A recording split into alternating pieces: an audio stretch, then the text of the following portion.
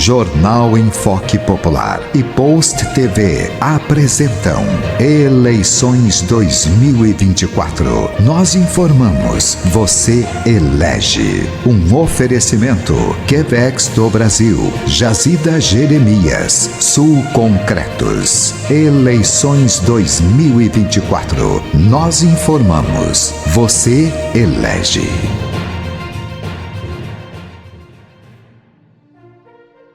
Lá, de volta então com o programa Eleições 2024 da Post TV.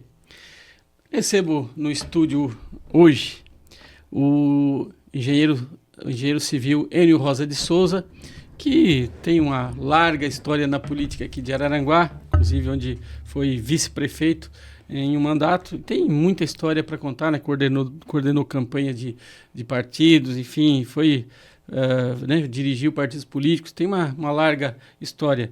E eu recebo ele aqui no estúdio, então, para contar um pouco dessa história política, de sua trajetória. Muito bem-vindo, doutor Enio Rosa de Souza, prazer em te receber. Obrigado, Everaldo. Boa tarde para todos que nos assistem. Então, vamos começar. Eu ia fazer um preâmbulo, mas eu acho que fica mais legal o senhor contando essa história, porque eu já li, já vi bastante escrito sobre isso, né, sua trajetória, mas o nosso espectador ele prefere ver a pessoa contando, né, aquilo que viveu. Isso é bastante legal, né?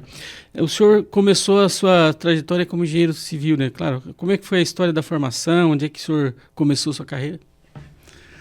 Everaldo, eu tive como base da minha formação o futebol, certo?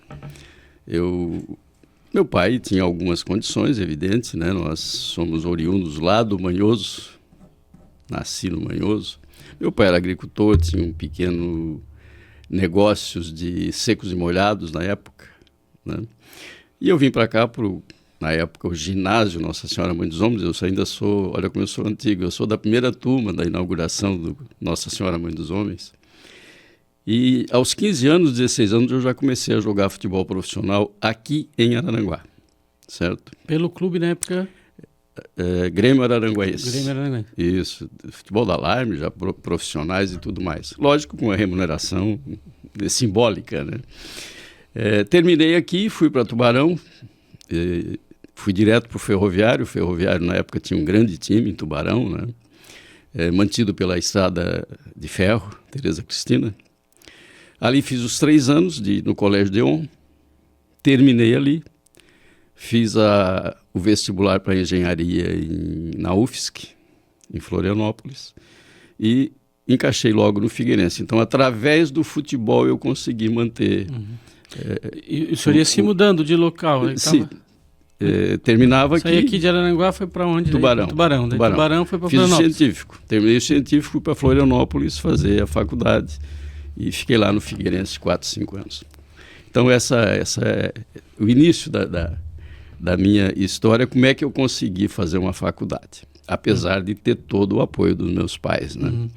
Terminei a faculdade. O senhor fez a faculdade na UFSC, né? Na UFSC. Naquela época, como é que era para entrar na faculdade? Você tinha um vestibular concorridíssimo, né? Que não é muito diferente de hoje, concorridíssimo, né? E era o primeiro curso de engenharia civil da época, né? Então vinha o pessoal do Brasil inteiro fazer esse vestibular. Terminei a faculdade, parei com futebol, 22, 23 anos, e vim para Araranguá de volta. E aí comecei a trabalhar com engenharia. Fui diretor de obras da prefeitura no tempo do Gersino Pasquale. Fui o primeiro diretor do SAMAI, no governo do Salmi Palladini. E aí acabamos entrando na política, participando aí de vários processos mas políticos. Mas antes de entrar nessa questão das diretorias de obras e do SAMAI, o senhor chegou a montar alguma empresa própria ou foi mais na frente? Como é que foi essa história? Não, eu primeiro... Porque na época eu fui um dos primeiros engenheiros. Aliás, eu fui o primeiro engenheiro em Araranguá a dar assistência em obras, certo? Então montei um escritório e fazia acompanhamento de obras, certo? Responsabilidade técnica e acompanhamentos.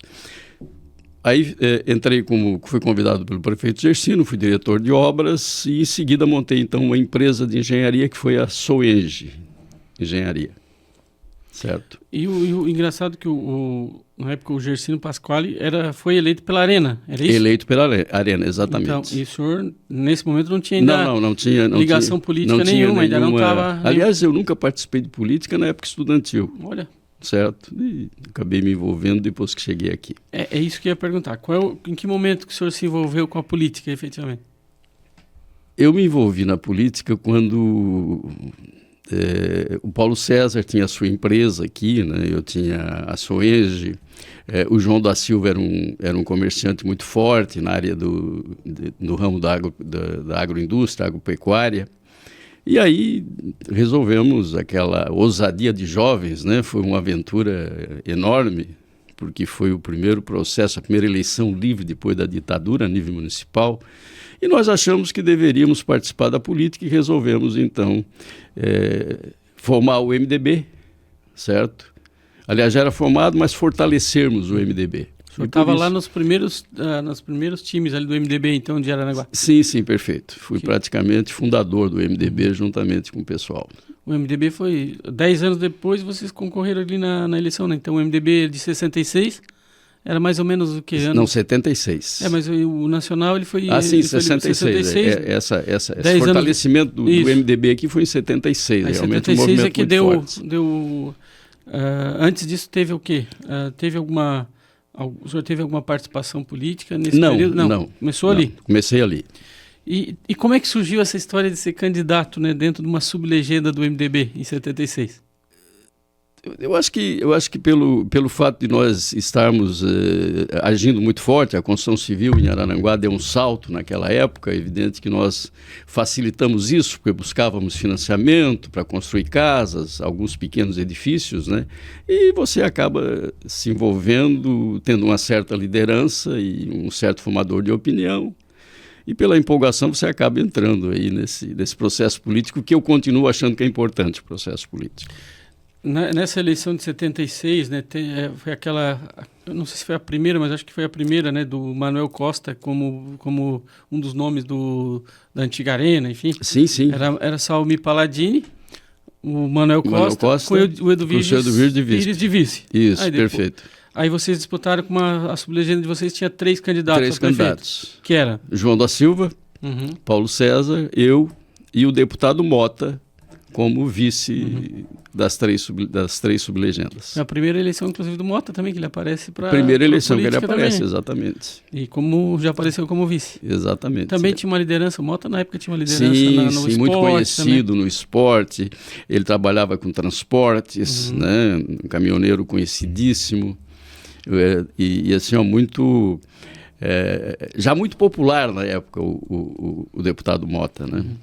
Como é que foi aquela eleição de 76, né? Acabou, né, vencida então pelo time da Arena, né? Na época tinha ali apoios dos Guizo, da família do Afonso, né? Sim. Tinha aquela... Apoio da Arena, né? Apoio da Arena, Exato. de um modo geral.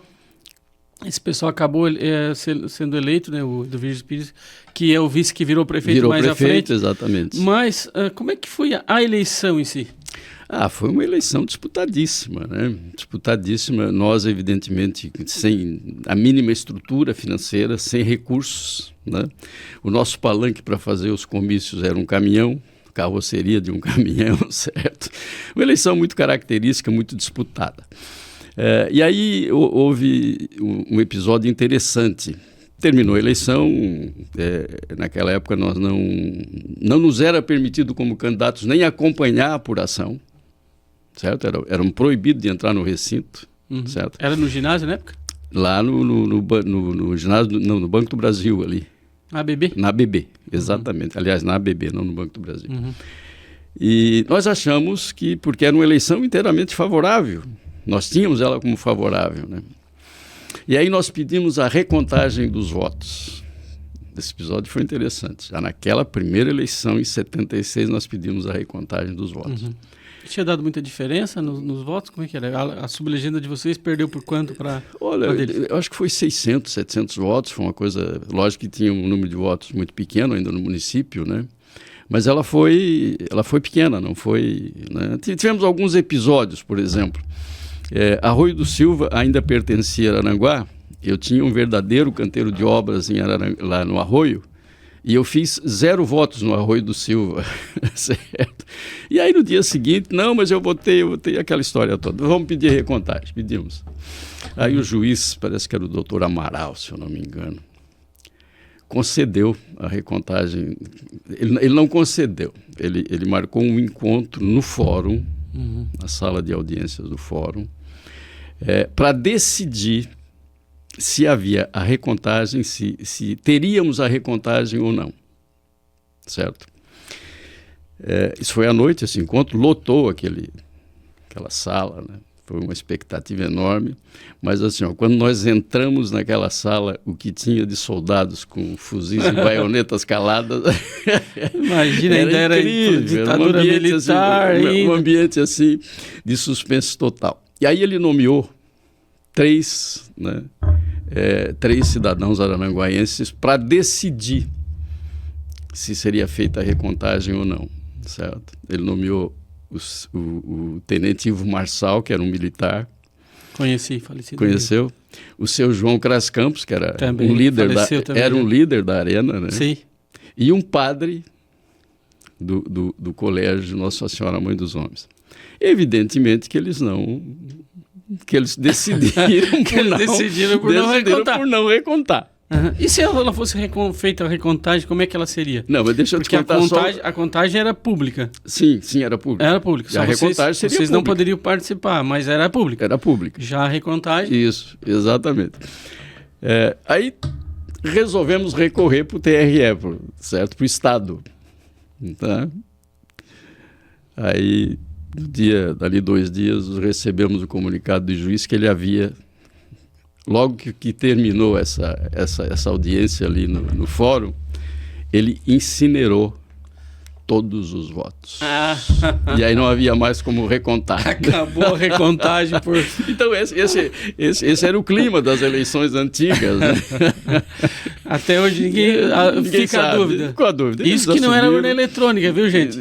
Porque hoje se fala que as urnas eletrônicas cria dúvida, mas imagina antes, que a votação era manual. Exatamente. Também era. Sempre foi muito difícil. Tinha o voto carbonado, tinha uma série de coisas naquela época. E assim, tempos. E o clima em relação, o senhor falou agora, me lembrou nessa questão dos soldados lá, né? Dos soldados armados com fuzil, que tinha muito isso, né? Na própria eleição em si, tinha isso no dia da eleição, no período da eleição, ele tinha soldado na rua, tinha o quê? Ou era bem tranquila a eleição? Não, havia um certo sistema de segurança, né? Tínhamos também um respeito muito grande pelas autoridades, né? Respeitavam muito as autoridades, mas a eleição era tranquila, era uma eleição que você fazia um trabalho, montava-se inclusive alguns esquemas de transporte que você podia transportar eleitores na época, né? Até porque era uma época de muita dificuldade de transporte também, né? Exatamente. Não é igual agora, hoje exatamente. O carro, né? Então, nesse aspecto era tranquilo, esse aspecto não, né? Mas foi uma eleição que marcou época, né, realmente, em Araranguá. Outra coisa, naquele período lá, como uma curiosidade que eu tenho, que eu era bem novinho, eu tinha 5 anos de idade, então não entendi, nem entendia muito bem do que estava acontecendo, mas eu queria saber o seguinte, vocês tinham as sublegendas. Como é que vocês faziam, por exemplo, para fazer as campanhas? Cada candidato fazia a sua campanha para tentar angariar o maior número de votos para si, para ele ser o indicado em caso de vitória? Ou vocês faziam campanha juntos? Como é que era fazer uma campanha de sublegenda naquele período? Certo. A nossa, por exemplo, nós tínhamos como objetivo inicial eleger o João da Silva, que era o grande líder da época, né? Então, nós fizemos, naquela época você visitava praticamente todas as casas, todos os redutos eleitorais. Nós fazíamos a visita em conjunto, certo? Fazíamos a visita em conjunto, não havia. Aí, nos últimos 15, 20 dias, o Paulo César sentiu que tinha chance, certo? De se eleger. E aí resolveu fazer ele isoladamente a campanha dele. Mas não houve nenhuma dificuldade nisso, foi tudo muito bom. E quem foi mais votado daquela época da sublegida de vocês? Da nossa foi o João da Silva. Foi o João mesmo, João da Silva. Confirmou a tendência. Confirmou. E no caso, o Paulo César foi o segundo? O Paulo César segundo e eu fiquei em terceiro.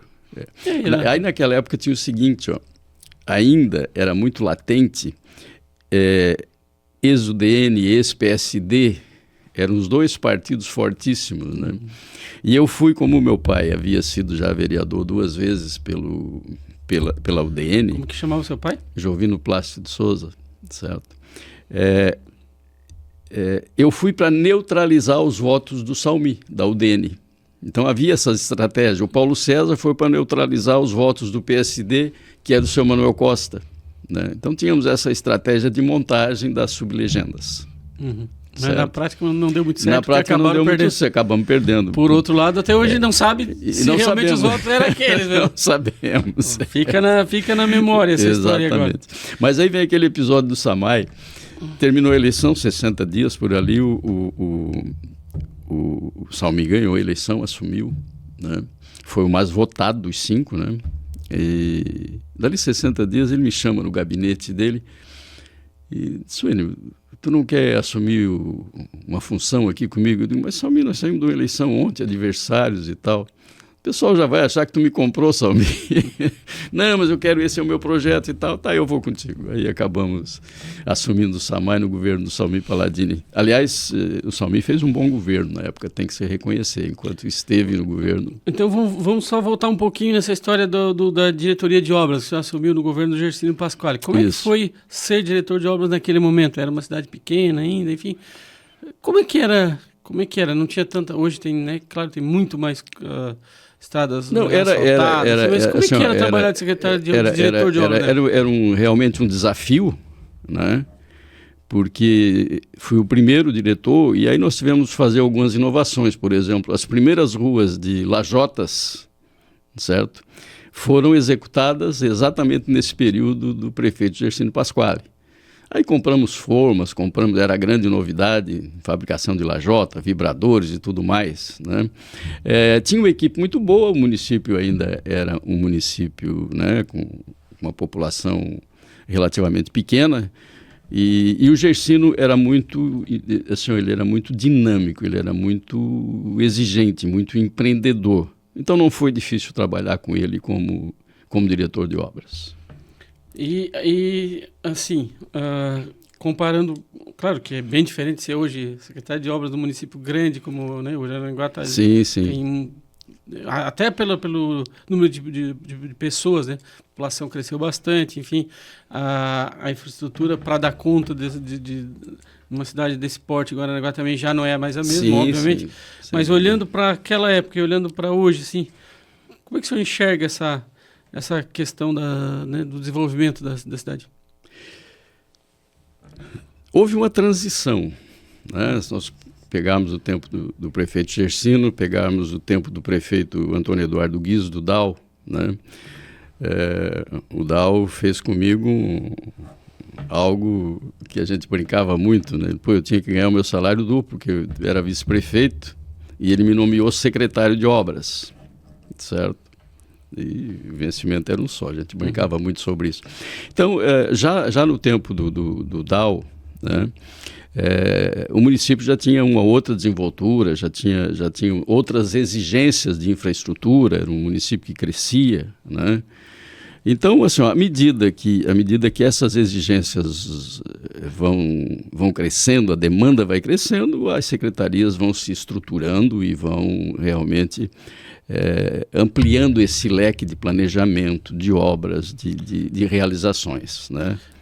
Por outro lado, não tem o Arroio, né? Hoje o Arroio já está separado. Também. Aliás, o desmembramento do Arroio do Silva foi uma iniciativa do Antônio Eduardo Guizzo, certo? Foi ele que deu start para isso. E não foi no governo dele, mas foi ele que deu start. Ele disse: não, nós temos que desmembrar o Arroio do Silva, né? E acho que foi bom para o Arroio. Ali acabou virando na virada no governo do Neri. Isso. Eu lembro que o Paulinho era vereador. Perfeito, aquele grupo exatamente. Acabou indo para a Assembleia e conseguiram aprovar a lei lá, né? Exatamente. E um outro aspecto, Everaldo, e eu acho isso extremamente importante. Naquela época, para você conseguir algum recurso do governo do Estado, não se falava em emenda, não se falava em... Você, para conseguir, por exemplo, para fazer o calçadão e a Getúlio Vargas, no nosso governo ali, é que nós tínhamos uma boa relação com o Wilson Kleinobin. Senão não teríamos feito, era muito difícil.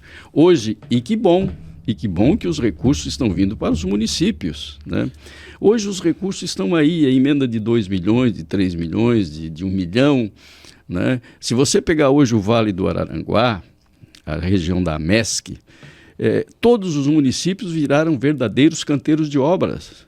Você vai na Gaivota, é um sucesso, o Arroio do Silva, Araranguá, Ermo, Meleiro, enfim.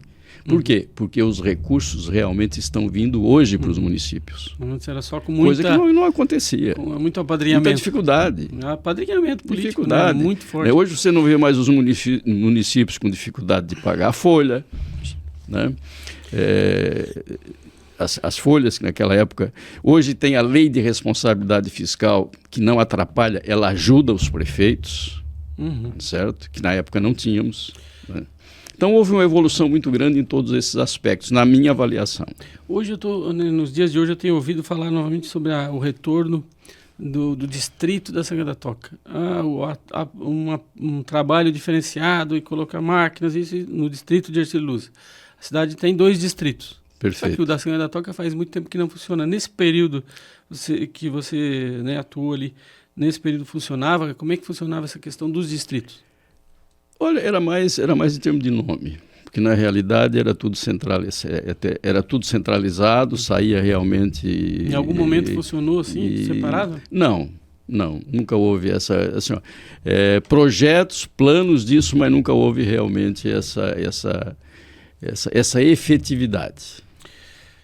Dando sequência, então, à questão a sua trajetória, né, depois de 76, dessa eleição, né, claro, o senhor veio participar em 88 dessa eleição que vocês acabaram ganhando, né, o senhor acabou sendo vice-prefeito no governo com o Dalguizo. Nesse período todo, do MDB para lá, o senhor foi para o PFL daí naquele período ali, mudou de partido, né?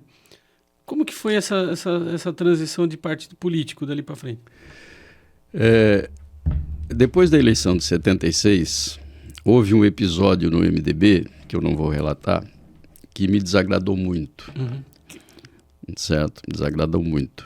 E aí eu saí do MDB e fiquei por 10 anos sem participar do processo político. Certo? Depois disso, acabei fazendo uma relação boa com o Dr. Jorge Bornhausen em função de financiamentos que eu tinha na Caixa Econômica Estadual, onde o deputado federal Nereu Guide foi chefe da Casa Civil do Dr. Jorge Bornhausen quando governador. E fizemos uma amizade muito grande, o Nereu e eu e tal. E aí veio o pedido, certo, do Dr. Jorge para nós fundarmos o PFL aqui. Isso foi que ano? Isso foi 86, 85, por aí, 87, certo? E esse pedido veio para o Dr. Gilson Soares, né, que era um grande político e muito atuante, e para mim. É o pai do Jean Carlos Soares, né, uma grande raposa política, certo? Uma cria do ex-deputado do seu Afonso Guizzo, deu melhor que o mestre, certo? Aí foi aonde nós fundamos o PFL, certo? E aí eu fui o primeiro presidente do PFL e tocamos aí muito tempo em parceria com o Dr. Jorge. Por isso eu voltei para o processo político. E aí, com essa formação do partido, então, PFL, aí vocês acabaram indo para uma eleição. Isso. Junto com, na época, com o PPB, né? Não, 88 era PPB? Não, era PP. PDS. Ainda era PDS? PDS, era PDS. Isso, PDS. Mudou algumas vezes de nome, mas 88... Mudou, PDS e PFL, foi. Isso. Aí vocês montaram... Tinha mais algum partido na chapa? Tinha Tinha um outro partido PTB? Junto conosco. Não era o PTB. Tinha um outro partido junto conosco que não lembro agora a sigla. Né? Depois teve o PL. Arnaldo Maggio era o comandante, né? Era o presidente desse outro partido. Tinha o PL, né? Porque depois que foi o partido que elegeu o Davi Vaz, né? Não, mas ele veio depois. Isso foi mais para frente. Veio então depois, não tinha ainda, então, porque né? o Davi participou, o Davi inclusive elegeu-se vereador naquela nossa eleição. E aí vocês montaram, e como é que foi agora, olhando para as eleições, né, em si, como é que vocês montaram, como é que chegaram a esse entendimento para fazer o Dal Guizo seu candidato, né? Já que a família Guizo, né, por conta do seu Afonso, Sim, enfim, sim, histórico sim. deputado e toda uma, Sim. Toda uma história, uma liderança. Uma trajetória grande, enfim. Deputado inúmeras vezes, Exato. né? O próprio Martinho Martinho Guizo, Guizo, foi deputado, exato, tanto pelo PDS como depois pelo MDB, enfim. Com esses nomes, né, na história de Guizo, como é que foi trazer o Dal Guizo para o processo? O Dal e eu já tínhamos uma amizade antiga, eu já havia feito algumas obras para o Dal, para o seu Afonso em Florianópolis, então nós tínhamos uma relação muito boa, e o Dal sempre foi uma figura carismática, né? Certo? Ele praticamente criou-se aqui, depois foi para Florianópolis, voltou para cá, um carisma muito grande, uma liderança muito grande, né? Evidentemente ainda no alicerce do Afonso Guizo, né? E aí foi uma eleição difícil, disputadíssima, né? Fizemos essa coligação, foi feito um projeto de campanha muito bem feito, muito bem planejado, né? Onde tivemos também, vou citar aqui o Everaldo Apolinário como um dos mentores, né? Dessa campanha, né? Foi a primeira dele como coordenador de campanha, não? Foi a primeira. Uhum. E aí coordenou a campanha de vocês. Eu lembro, ainda tenho uma lembrança, né, um pessoal que acompanhou a eleição da época, você me diz assim, depois no dia posterior à eleição, passava as combis aqui pela cidade dizendo assim, deu Dal, era só isso. Não, era mais ou menos isso. E tinha a história dos jingles na época, né? Jingles, foi uma música que pegou. O chiclete daquela que colou. Colou, pegou, né? Dal. Isso. Então foi uma campanha muito bem elaborada. Muito bem elaborada. O senhor acredita que naquela época já o marketing político... Foi fundamental. Foi fundamental, né? Porque o MDB tinha o governo na mão, né? O prefeito Mota, né? Muito político também, muito habilidoso. Tanto é que o resultado da eleição foram 54 votos, né? Que tem uma história, né? 54 votos. Agora voltamos para a história do recontagem de votos. Isso. Se fizesse a recontagem, será que nós teríamos esses 54 votos ou ia aumentar ou ia diminuir? Até hoje ninguém sabe. Assim, projeta-se que aumentaria um pouquinho. Mas era uma urna duvidosa, realmente, né? Tem uma história que é a história Aliás, da famosa... O MDB recorreu 2 ou 3 vezes. A famosa, né? a urna do Mato Alto, né? A urna do Mato Alto, famosa. E aí tem alguém que contou essa história aqui, que foram induzidas as pessoas da coligação, né, de vocês, ou enfim, não lembro de quem que acabou pedindo o cancelamento daquela urna, enfim, como é que foi a história? Você lembra disso? Não, ela não foi aberta. Isso. Certo? Recorreram no TRE, o TRE negou, foram para o Federal e o Federal também negou a abertura da urna. Ou seja, a recontagem da urna. Ela validou os votos daquela urna. Os votos daquela urna. Se ela fosse recontada, podia ter algum problema. Vai ser a mesma regra da anterior, né? O que eu posso te dizer, né? Ninguém vai saber, né? O que teve mais assim, de interessante daquela eleição? Uma eleição, imagina, acirrada para a época, né? Vocês concorreram contra quem, né? Porque 88... Foi o Dr. Neri e o Paulo César, que era, na época, era um empresário muito fortes, poderoso, muito né? Fortes, ex-sócio do passado. Isso, perfeito. E depois vem a ser adversário político na eleição. Mas somos amigos, nos damos muito bem, sem nenhuma... Como que foi conta aí para nós como foi esse bastidor dessa eleição. O que o senhor lembra daquela eleição, assim? Houve um episódio exatamente para protegermos o Mato Alto, muito interessante, sabe? A organização da campanha contratou uma equipe da polícia, como é que se chama a polícia do Rio Grande do Sul? Brigada. Da Brigada Militar. Contratou uma equipe da Brigada Militar, certo? Porque o Mato Alto era o risco da eleição em termos de votos, né? É uma urna geralmente era um reduto do MDB. Um reduto do MDB, né? E que ninguém entrava lá. Ninguém entrava por questões até de agressão, tinha uns famosos lá, né? E aí O bar do Lula ali, por exemplo, era um ponto? Isso você faleceu faz poucos dias. Tempo, poucos dias. Do Ruano, né? Uhum. O Ruano jogou futebol comigo, inclusive. Imagina, Mas é uma bela pessoa, mas na campanha a coisa mudava, né? Então a coordenação da campanha contratou essa equipe, certo? Para que no dia da eleição, certo, eles fossem dar essa cobertura. Esse foi um episódio muito interessante. Imagina. Fossem dar essa cobertura no Mato Alto. Não só naquela urna, mas em todo o reduto, né? E esse pessoal chegou à noite, a eleição era domingo, chegaram sábado à noite e foram hospedados no Hotel Skyline. No Arroio. Era uma turma, uns 25, 30 caras, certo? Vieram de micro-ônibus e tal. E, evidentemente, vieram armados, né? Até os dentes, né? Madrugada, denunciaram e a polícia bateu, certo? Uma verdadeira operação de guerra. Foram todos surpresos, presos e desarmados. Os policiais presos pela polícia militar. Pela polícia militar, civil, enfim, foi uma verdadeira operação de guerra. Quem que denunciou, né? Não sabemos. Até hoje Desconfiamos, mas não temos certeza. E aí depois o Dal ficou se incomodando aí um tempão, certo? Um tempão para devolver as armas desse pessoal. Foi um negócio. E que o Dal não tinha nada a ver com o troço. E era, na época, as armas deles, no caso, eram armas de trabalho? Não. Revólveres.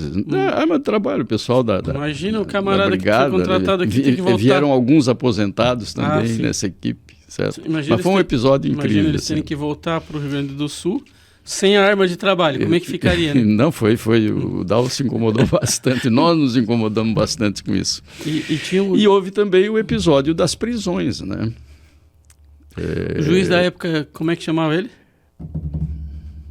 Não lembro também. Eu não lembro. Mas eu lembro da fisionomia dele e tudo mais. Gostava de andar a cavalo, era meio... Não, foi antes. Foi antes? Foi antes, não, ali era o Dr. Euler, né? Não, o Dr. do Cavalo foi o Dr. Isso, não, foi antes. O que gostava muito de cavalo era o comandante da Polícia Militar, comandante de La Justina, né? Que em parceria com o juiz acho que prenderam quase o MDB todo no campo do Grêmio e não votaram. Esse foi o problema maior, né? Não votaram. E não votaram. Era preso assim E mais ou menos quantos presos, lembra? Olha aqui, nós perdemos a eleição. Olha! Perdemos, sinceramente. Esse é um fator que poderia ter mudado a eleição, com certeza. Poderia ter mudado a eleição. Além da história da urna o juiz foi muito rigoroso em todos os aspectos. Qualquer denúncia eles realmente batiam, foram muito rigorosos. Mas dizem... Que nós não temos participação nisso. Mas dizem as más línguas que eram muito rigorosos com a turma do MDB. Não, mas era só a turma do MDB que tinha recurso. Nós não tínhamos, eles eram do poder, nós não éramos. Era a turma da máquina, então. Depois disso, então, passando, né, vocês acabaram eleitos. Tem até um episódio durante a eleição que falam, não sei se é fato ou se é boato, mas que o Dalguizo, na reeleição dele mais na frente, acabou não ficando no município, acabou indo viajar para a Espanha, não sei para onde, para não participar da eleição do 92, foi do Mariano, né? Mariano Mazzuco, prefeito Mariano Mazzuco. Tem uma história sobre isso? Não é. É não coisa tem de bastidor. Não é coisa de bastidor, não tem não se tem essa evidência, entende? Ou mais para frente em outra eleição. Não, mas acho que era nesse mandato. Não, houve depois alguns desentendimentos, né, entre o prefeito Mariano e o prefeito Antônio Eduardo, mas que não mexeu em resultado de eleições. E como que foi governar a cidade naquele momento? Vocês receberam, né, uma gestão ali de 8 anos, né, de 6 anos, né, do Mota, né? Isso. O Mota ficou 6 anos. Daqueles que juntaram as duas eleições, Isso, perfeito. estaduais e nacionais, enfim, com as municipais, e aí ficou mandatos de 6 anos. Que cidade que vocês receberam na época para administrar? Não, uma cidade com dificuldades, né? Pela própria arrecadação, nós recebemos o município com 1 ou 2 folhas atrasadas, tivemos que fazer empréstimos com autorização em nosso nome para atualizar a folha, né? Mas o Dal tinha um feeling muito bom na busca de recursos, tinha um bom relacionamento, né? A nível de Florianópolis, tivemos a felicidade de ter o governador Wilson Kleinobing na nossa época, né? E conseguimos alavancar bastante recursos para abrir a Getúlio Vargas, fazer calçadão, abrir a 15, construir o Bolha, que até hoje está aí, né, servindo. Então, essa capacidade de busca de recursos e a capacidade administrativa também do Dal. Ele era um bom administrador, exigente, aquela forma dele educadíssima, né? Mas exigente. Tínhamos uma secretaria de obras bem montada, bem estruturada. Acredito que, para a época, o Dal fez um bom governo. Foi um governo inovador, né? Teve algumas coisas, por exemplo, a abertura da Getúlio Vargas até o final, ali onde é o cemitério. Perfeito. Né? Era não, você não passava ali, né? Dia de chuva você não passava ali, né? A abertura da 15, certo? A 7 de setembro também, prolongamento da 7, foi ele que abriu, né? Fez várias obras assim, realmente, e a parte social e saúde, ele também dedicou-se muito na época. Teve muita escola, né? Porque eu lembro. Escola também. Eu lembro bem disso, porque na época o meu pai tinha uma empreiteira. Isso. E o meu pai, o Manuel Silveira, né? Manuel Silveira, seu Maneca, nosso, popular Maneca. Seu Maneca, grande amigo. Ele acabou fazendo algumas obras, e eu me lembro, e tenho na minha memória isso, pelo menos, que ele fez muita coisa na educação. Saúde e educação, obras. O CAIC, por exemplo, foi uma obra do governo do Dal, né?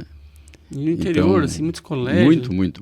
A reforma de colégio, olha. Eu acredito, se na época tivesse reeleição, o Dal teria uma reeleição tranquila.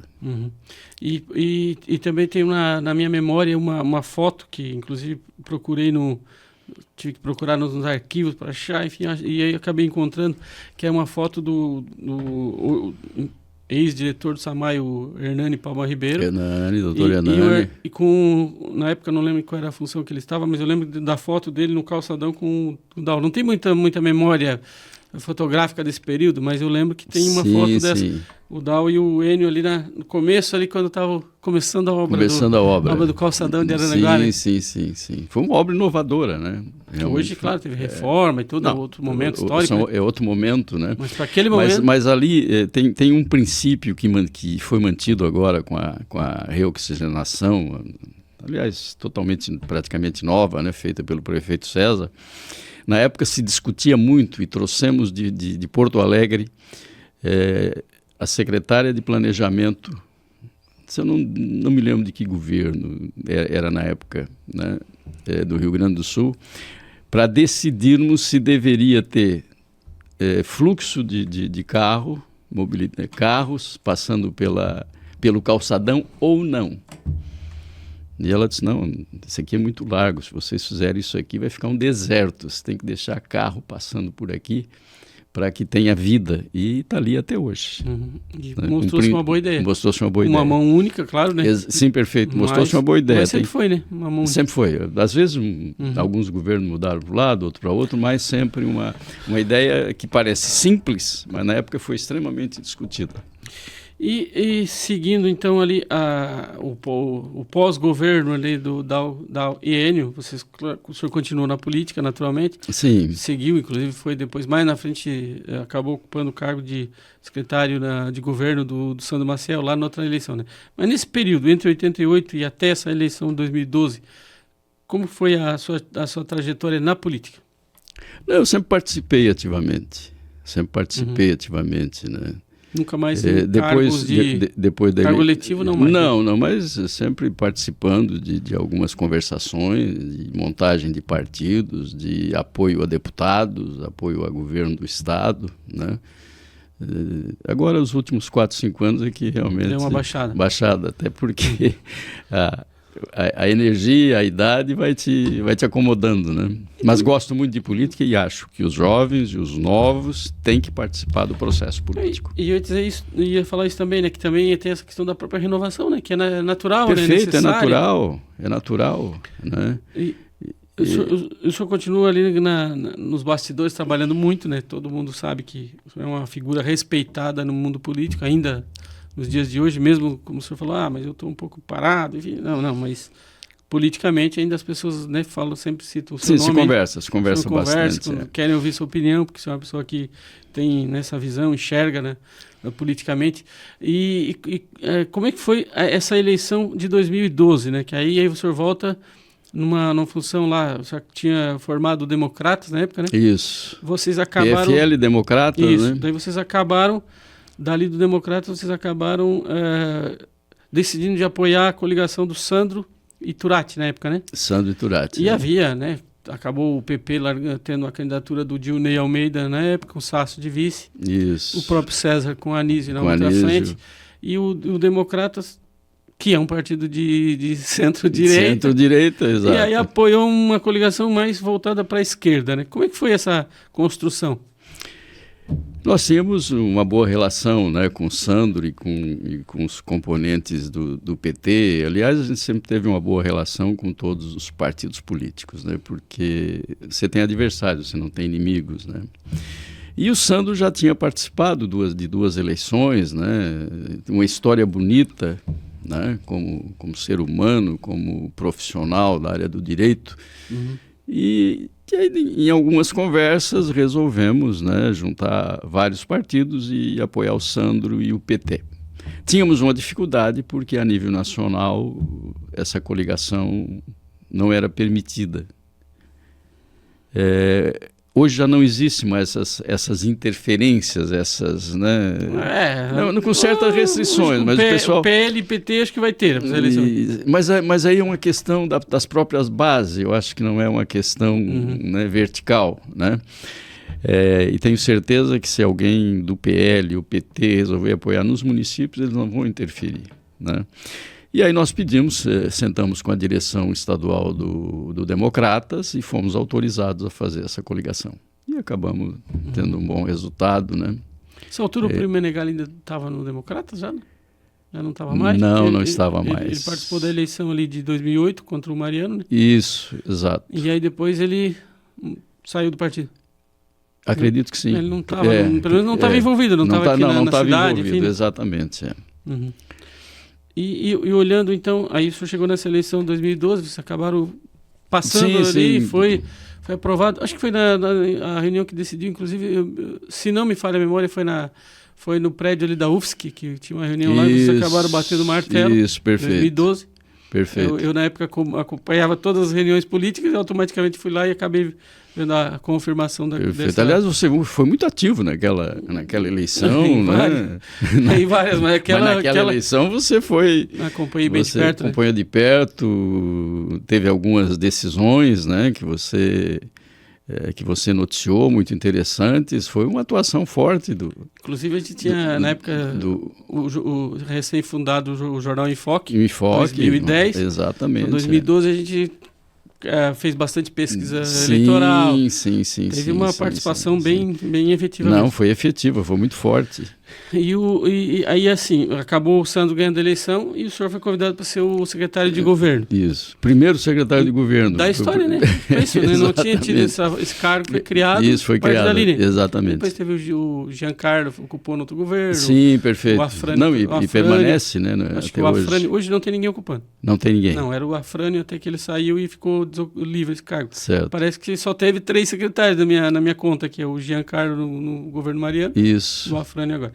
Como é que foi ser secretário de governo naquela gestão do PT?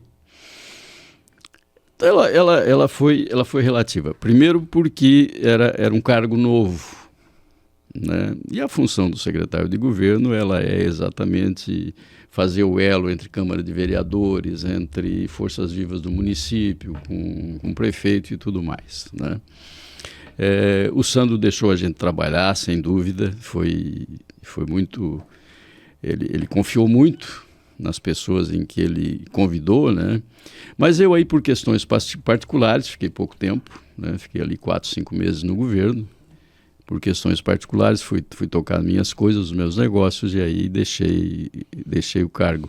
Mas é uma função extremamente interessante, desde que o prefeito permita, né? Ficou alguém no seu lugar depois? Ou esse ficou? Não, ficou, não lembro quem, mas ficou. Alguém ocupou a função.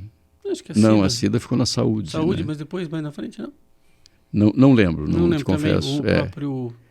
Marcos, na época. Não, o Marcos foi na Marcos administração continuou na depois na administração, procuradoria, né? depois na procuradoria. Também não exato, recordo. é.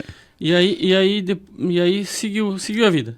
Depois você continuou acompanhando ali a Sim, movimentação política, acompanhando, né? Tem participando. uma ligação, inclusive, muito grande com o Júlio Garcia, né? Você E- sempre mantém essa amizade com o Júlio, né? Mantenho. Às vezes eu brinco que se o Júlio for síndico de algum condomínio, eu vou comprar uma unidade para votar nele. E de onde é que surgiu a amizade com o Júlio Garcia? Essa amizade é de um trabalho que nós fizemos numa época em que o Júlio e o Dr. Jorge brigaram. O Júlio, Enio Branco, Colombo, Cláudio Ávila, enfim, tem uma série de grandes lideranças do Estado que são... Alguns já falecidos, inclusive. Alguns já falecidos, né?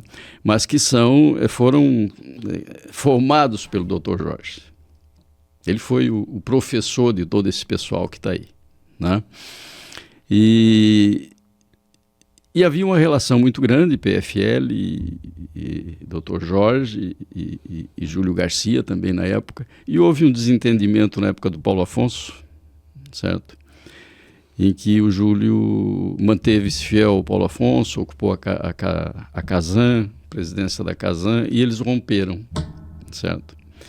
E nós acabamos tomando o partido do Júlio Garcia na época, certo? E aí fizemos um movimento de Capivari a Timbé do Sul e acabamos elegendo o Júlio. Fizemos aqui 5.500 votos só na MESC para o Júlio. Primeira eleição do Júlio a deputado. Primeira eleição do Júlio a deputado, exatamente, certo? E aí ficou esse vínculo muito forte, né, comandado aqui no Sul pelo Américo Faria, que ainda hoje é uma grande figura, né, tem uma grande atuação política. E aí ficou essa ligação, depois eu trabalhei no gabinete do Júlio, fiquei 2 anos lá com ele como assessor parlamentar, então ficou realmente um vínculo muito grande. Me lembro até de uma você acabou de fazer lembrar de um episódio que nós acabamos participando também, né? Fui convidado para participar, na época, sou falecido Evaldo Stopassoli, no restaurante Recanto, Isso. em que o Américo Faria, né, veio almoçar com o pessoal ali para tentar organizar um apoio ao Eduardo Moreira, para o Eduardo Moreira ser candidato, né, a governador. Isso, perfeito. E isso acabou não acontecendo porque ele não foi, né, candidato, né? Você lembra disso? E eu lembro que o Américo falava assim, não, se o doutor Eduardo for candidato, ele vai ganhar. Sim. E ele não não teve coragem, não sei assumiu, o que aconteceu. Não, exatamente. Acabou não sendo candidato como é que diz o caso? E teve uma grande oportunidade, né? Foi essa eleição justamente do Moisés, né? Porque, ou foi não, foi na anterior. Foi na anterior. Na reeleição do Colombo, então. Exatamente, claro, na reeleição do Colombo, exatamente. Aí o Colombo vai ser o Eduardo sair candidato, o MDB botar o candidato, mas ele acabou até a última hora e acabou ele definindo ser vice novamente do Colombo. Isso. Mas tinha mais alguém nessa reunião? Acho que o Dal também estava nessa reunião. E aí também colocamos para o amigo a oportunidade, lembra disso? O próprio, não lembro. Lembra, sim. Opa.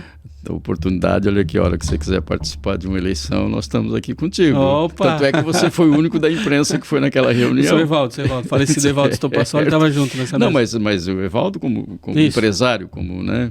E tinha uma outra figura que eu me lembro agora que já faleceu também. Ademir Massaneiro. De vez em quando a gente se reunia e conversava. Dois daquela mesa não estão mais entre nós, exatamente, o Ademir e o seu Evaldo. Evaldo, né? Mas que interessante, né? Não dá para voltar na história, né? Porque aquilo que a decisão política é ali, né? É ali. O próprio Américo Faria tentou convencer o Eduardo até a última hora de ser candidato. E eles tinham uma relação muito forte. E ele acabou não... Acho que foi mais cômodo, né? Não, ficou aqui de vice e tal. Pois aí eu acho que a carreira do Eduardo, que poderia dar um salto para governador do estado, e aquele grupo que estava ali, né? Que estava naquela mesa, tinha o mesmo entendimento, né? Sim. Olha, o Eduardo candidato, naquele momento era bom para fortalecer o nome dele, acabou não sendo candidato. Não acontecendo. E a história é feita disso, né? Decisões. É feita desses momentos. Muitas reuniões de política que vocês tomaram decisões assim, foi em bares ou em cantos, onde pequenos grupos. Exatamente. Tem alguma coisa assim que o senhor lembra, assim, que foi algum algo que, assim, olha, mudou a história política da cidade?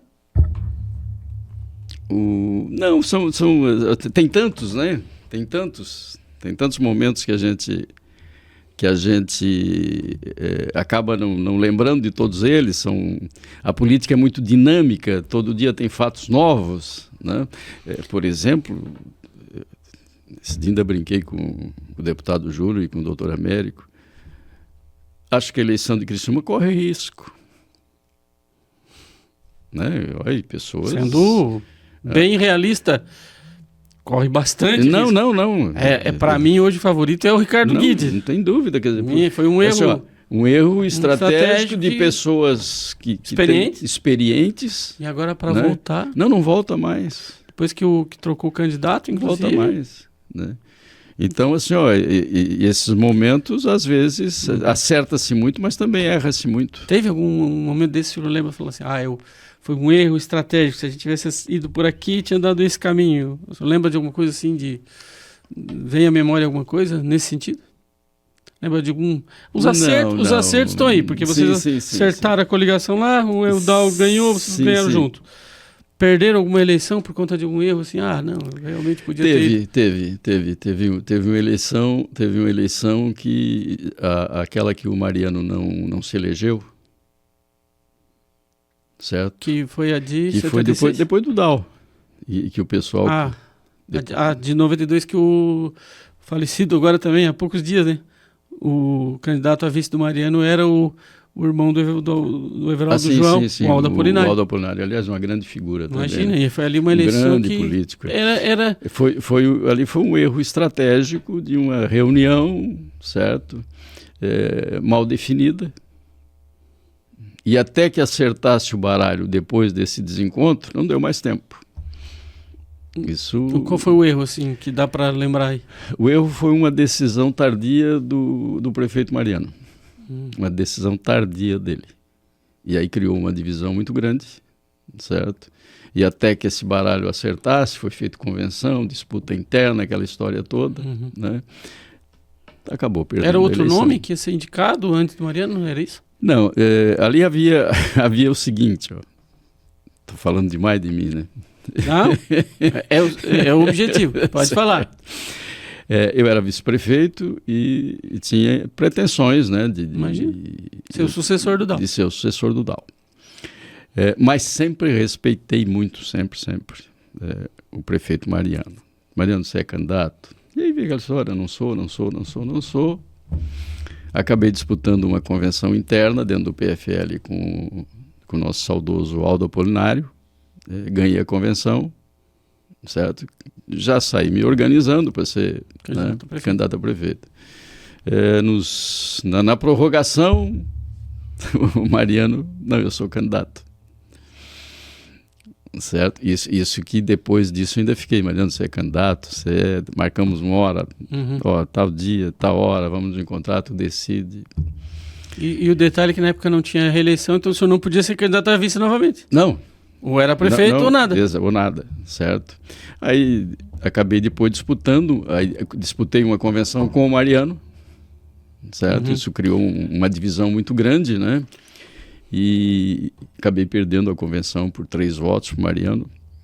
Aí, até que acertasse todo esse baralho para ir para a eleição, não deu mais tempo. Aí é onde colocaram o Aldo de vice, mesmo que tendo perdido a convenção para você. E a convenção era exatamente essa, né? Uma disputa com o Mariano ou o Aldo de vice dentro do PFL. Isso. Né? E aí eu perdi por 3 votos. E aí, não lamento porque eu perdi a convenção, eu lamento pela decisão, aquele momento que você tem que decidir de forma correta. Que às vezes a gente erra, né? Com relação à família, os seus filhos, eu vi o Christian até deu uma animada, chegou a ser presidente de um partido, né, o Democratas, né, acabou ficando na presidência. Depois que assumiu o hospital também, se afastou ali dessa questão ele tá por conta do trabalho, né? Ele está totalmente direcionado aí para o hospital, né? Isso, Ele mas gosta daquilo. Mas fora o Christian, não, da não família tem, não teve ninguém não que se tem, interessou. não tem. O Christian é o mais ligado nisso. Tem o Alessandro, que também participa, né? O Alessandro agora, inclusive, é presidente do sindicato, né? Dos produtores, no lugar ele era vice-presidente, assumiu no lugar do Rogério. Tem uma filha que está no Tribunal de Contas e agora está se revelando como uma palestrante, né? Aliás, teve um evento agora em Florianópolis, um grande evento onde os palestrantes eram, além dos técnicos, né? Teve lá o Serginho Grossman, Almir Klink, e ela participou dessa turma de palestrantes, né?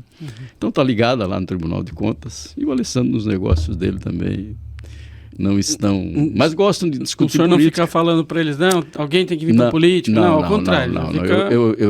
Aliás, eu não interfiro. Se me perguntarem, eu opino. Se não perguntarem... E se perguntasse hoje, o senhor diria o quê? É cedo ainda. Deixa para frente. É cedo ainda. Empurrando. Porque em política, Everaldo, você sabe melhor do que a gente. Futebol tu joga até os 30, 32, bocha tu joga até os 40, depois já começa a doer a coluna, enfim. E política, se tu tiver de saúde, tu faz até os 100 anos. Não precisa ter pressa. Também não precisa ficar como o Joe Biden lá, né? Que tá... Não. Joe Biden já é um caso não, exatamente. de saúde. Acho que acho que o partido lá, inclusive, está demorando a... Por isso aquilo que nós falamos, renovação. Acho que o partido, inclusive, está deixando o democrata, está demorando a definir a mudança de candidato. Daqui a pouco passou, perfeito. Daqui a pouco é tarde. Política é um pouco isso, a E decisão, olha aqui, né? e presidente com toda a saúde, presidente dos Estados Unidos com 80 e poucos anos. Às vezes eu imagino... Nós não conseguimos organizar nossas poucas coisas. Imagina ser presidente dos Estados Unidos ou o Papa.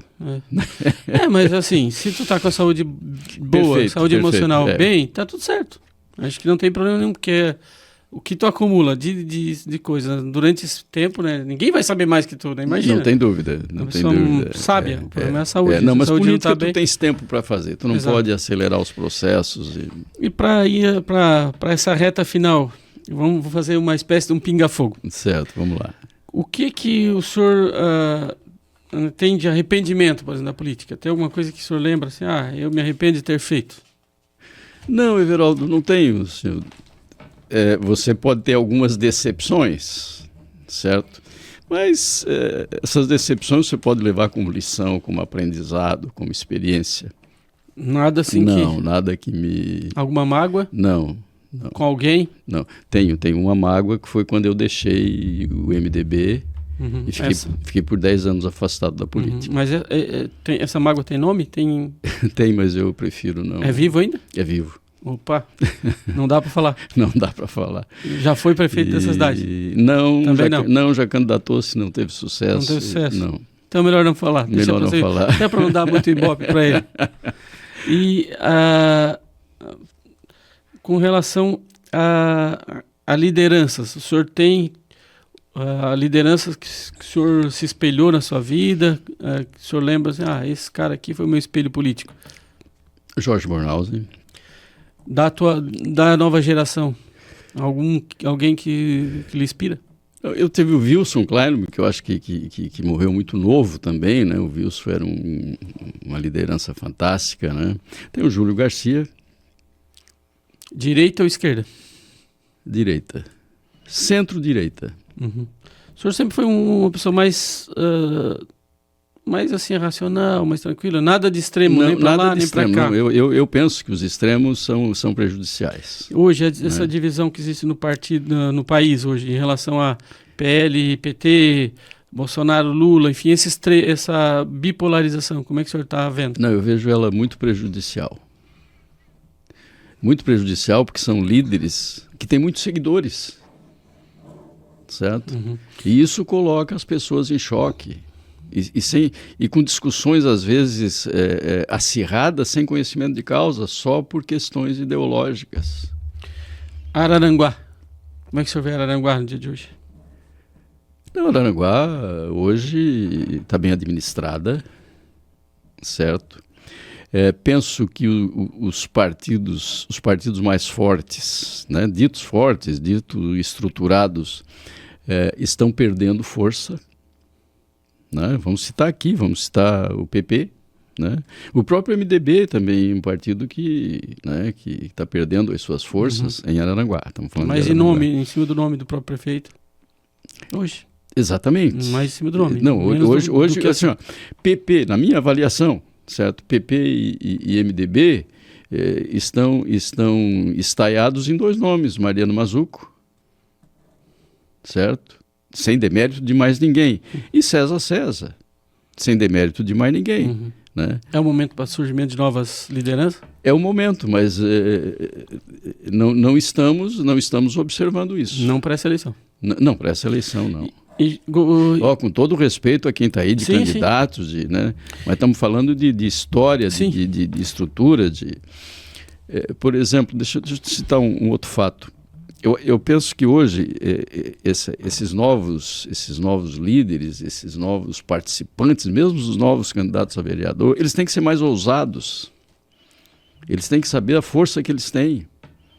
Eles têm que mobilizar mais. Hoje, mas você faz através das redes sociais. É relativo, as redes sociais são importantes. Assim, mas a sola de sapato, a presença, também não perdeu a sua importância. Sempre. Exatamente. Por fim, o Jorginho Melo. Como você está avaliando o governo do Jorginho? Morno. Assim, pode ser, ele tem muita experiência, ele passou por todas as prateleiras da política, vereador, deputado, senador, agora governador, né? Mas acho um governo um pouco morno, extremamente habilidoso.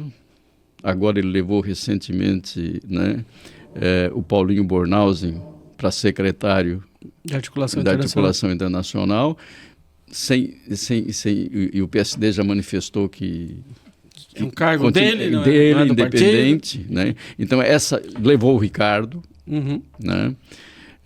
Então essa habilidade política o Jorginho tem, né? E ele desde o primeiro dia que assumiu já está fazendo política, ele já está montando a sua reeleição, né? Mas em termos de realizações, em termos de presença, em termos de densidade, eu acho ele morno.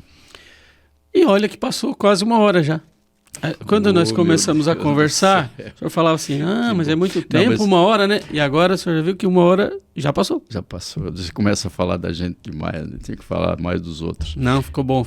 Tá, mas eu quero 2 minutinhos para fazer uma referência. Exato, fique à vontade agora, pode usar aquela câmera lá, pode olhar para lá. Cumprimentar o Post TV.